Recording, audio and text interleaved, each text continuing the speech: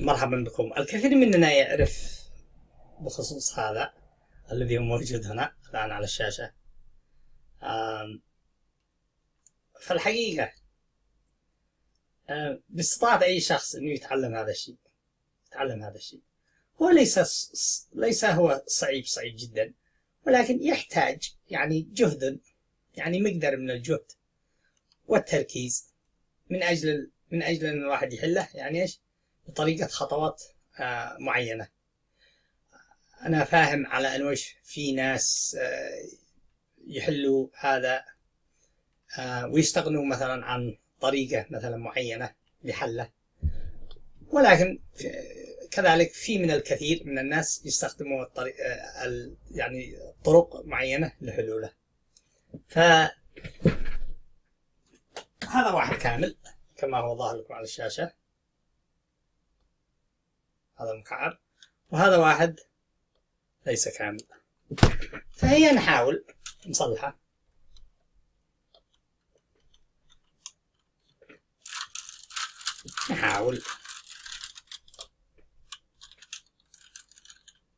فإن احنا نشتري الفيديو يكون ظاهر هنا. العافية يا جماعة. هذا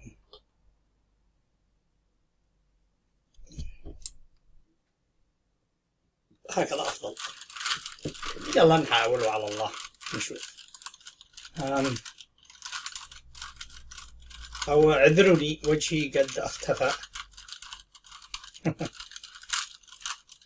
ولا زالنا الذي يصلها لا زال هنا. يلا نبدأ وعلى الله. هو في الحقيقة هو ليس صعب، ليس هو صعيب جدا.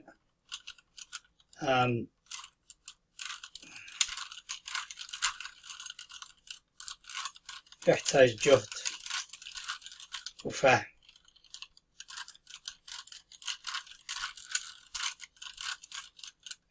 أنا قبل فترة ما كنت عارف في الحقيقة كيف أحاول أصلحها،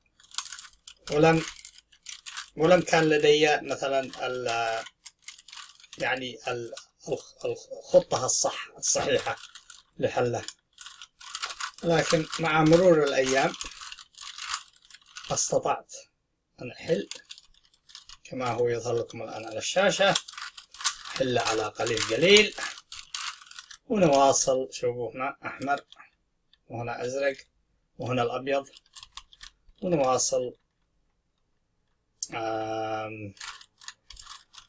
نواصل بالحلو، نحاول نحل.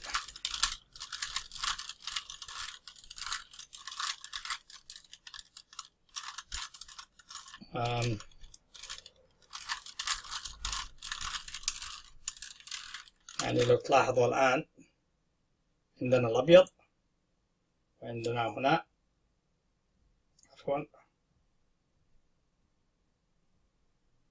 البرتقالي، الأخضر، الأحمر والأزرق. تمام. الآن نبدأ نصلح هذا الذي فوق. نحاول نبدأ نصلحه.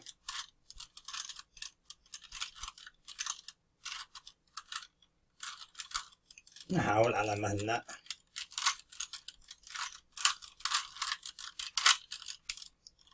ونواصل.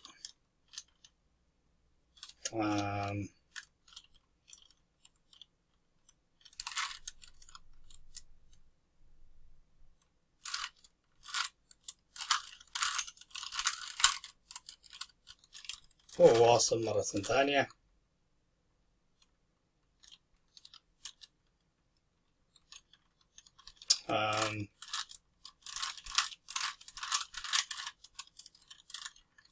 مرة ثانية.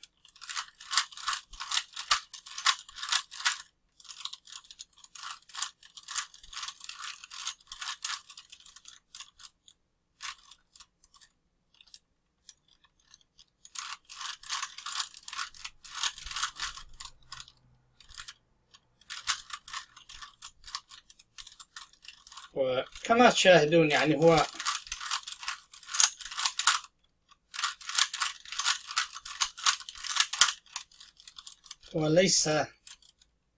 ليس مريح، يعني أحيانا ليس مريح، يشتغل الواحد يعني منه شغل.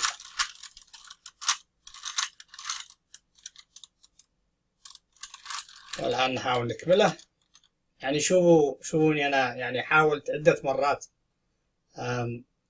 كنت متوقع أو بحله، يعني بدل ما أنا قلبت الأصفر هذا، يعني كنت أتمنى إنه أقلب الأصفر هذا قلبتين 3 قلبات بالكثير، ولكن قد شفتوا يعني أكثر من 7-8 قلبات.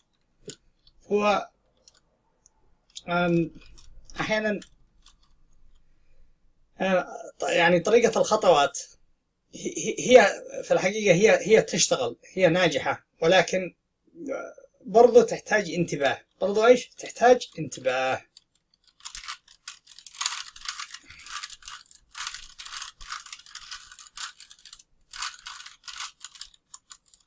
شوف يا جماعة، لازم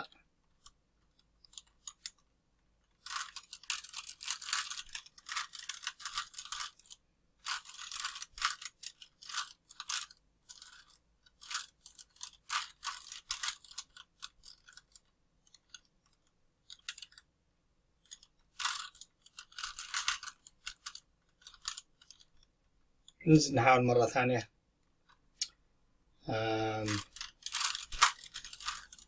أعتقد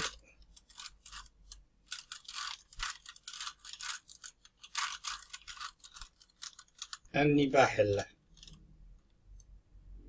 أظن ذلك. شوفوا يا جماعة،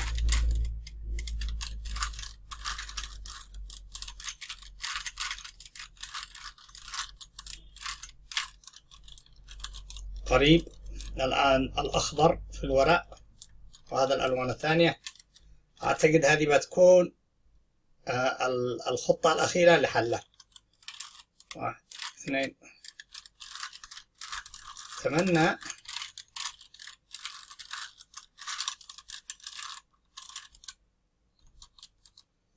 وهذا هو يا جماعة، هذا العمل النهائي.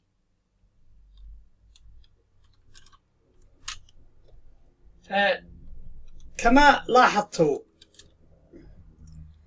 أحيانا طريقة الخطوات هي بالفعل هي ناجحة وهي صحيحة. الموقع الذي تروحوا عليه لحله بطريقة الخطوات يسموها ال6 stage process. ادخلوا على rubik.com وخذوا 3x3 solving Rubik guide. خذوا 3x3 solving Rubik guide، لأنه هو 3x3 3x3. أنا في الحقيقة استخدمت خطوات أكثر مما هو المفروض، ولكن هي خطوات مكررة لكل ستيج. اللهم أحيانا تنسى انك تدور هذا، قد ربما تدور هذا الجهة العلوية مرة، او قد ربما يعني لو دورته اقل من مرتين، قد ربما الخطوة حق ستيج، يعني كل خطوة لكل ستيج منها تقريبا 6 7 احيانا 8 احيانا 10 قلبات مختلفة في اتجاهات مختلفة. ف احيانا لو الشخص مثلا الذي يحاول يحل هذا ينتبه اكثر ويعرف اين مكان الاصفر من اي لون اخر، قد ربما انه لا يكرر كل ستيج اكثر من مرتين. قد ربما يخطأ يعني مرة واحدة، ولكن بعد المرة الثانية لا يحتاج تكريرها مرة ثانية. فأنا في الحقيقة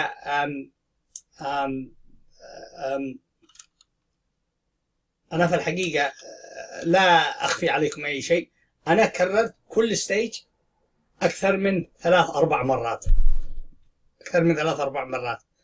فهذا نوع إيش من المبالغة في ذلك، من المبالغة.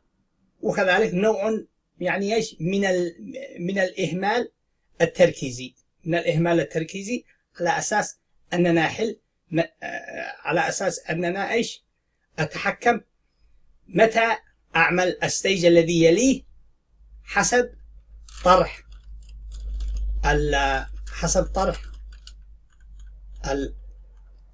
الكيوبز يعني في المكان الصح. فلو انتبهت أكثر قد ربما أحلها يعني في وقت أقصر، ولكن هذا مش دائما هو الطريقة الصحيحة. قد ربما تطول كما طولت أنا، قد ربما تطول أكثر في حلها. وأحيانا أنا قد حاولت يعني عدة مرات عندما أكون منتبه يعني أكثر ومركز أكثر، أحيانا أحلها يعني في وقت قصير، يعني لا يزيد عن 3 دقائق 4 دقائق. فشكرا لاستماعكم، وبنعمل فيديو قادم. أطفالي هم يحاولوا يحلوا هذا، وفي الحقيقة أحيانا هم يحلوها يعني بطريقة سريعة وأسرع مني يعني بكثير، وأحيانا هم يتأخروا يعني في حلها كما أن احنا نتأخر في حلها. فهذا هو يحصل لكل شخص مهما كان عمره ولا مهما كان سنه. شكرا جزيلا لاستماعكم، وهذه هي حاجة كويسة. يعني اللعبة بها هي حاجة كويسة، وأحيانا هي أحسن من الجيمات الإلكترونية الذي على التابلتات وعلى الموبايلات. فهي حلوة كويسة. إلى اللقاء، مع السلامة.